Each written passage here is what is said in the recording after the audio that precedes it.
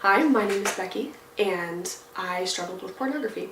So my journey and story with that began when I was about 12 or 13 years old and lasted all the way until freshman year in college. And so with that, I always wanted to be free from it. It was something that was a shackle on my heart practically. It was never something I enjoyed, but was absolutely addicted to. There were times when I would say it was enjoyable, but it really wasn't in the end. It was never fulfilling of something in my heart. And I didn't really realize that until I was a freshman in college because it was something I had become numb to. And I had always prayed to be free from it. It was something I wanted to live like a holy and righteous life, like we're called to do as Christians. So prayer, after a while, started to seem futile to be freed from something like that. So I had a group of girls my freshman year of college who lived on my floor, and one night we were all talking and we were sharing about sins and struggles that we were going through.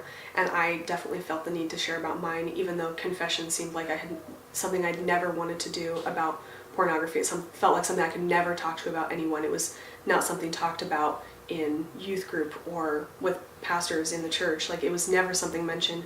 I felt so called right then and there to share with a group of girls who were trustworthy, and we shared with each other what was going on in our lives and were able to confess about that. And so I shared, and then we all prayed over each other, and it was amazing because I literally felt like shackles fell off my heart. It was amazing. And from then on, pornography seemed like a thing of the past. It was something that I felt repulsed to, and I had become numb to it. So now it was something I felt like I could pray over, and I would be free from it. And I, right there, cold turkey, stopped watching it.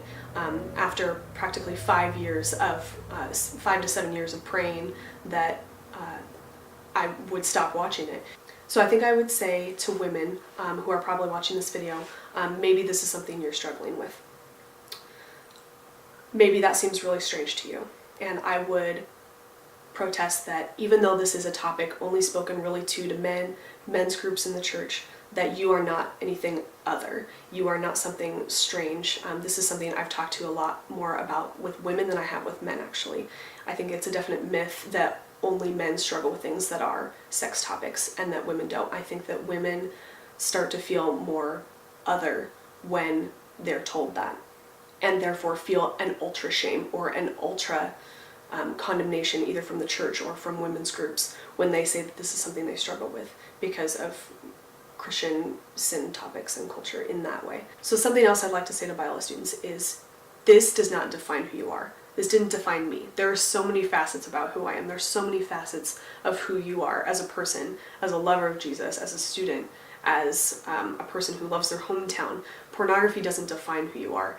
It happens to, unfortunately, be a facet, but it doesn't define you, and that's why you can talk about it with other people. When you let it be that one thing that you can't talk about with someone else, that's when it becomes debilitating. That's when it starts to destroy who you are and your heart, and it starts to become a numbness that you have towards your heart.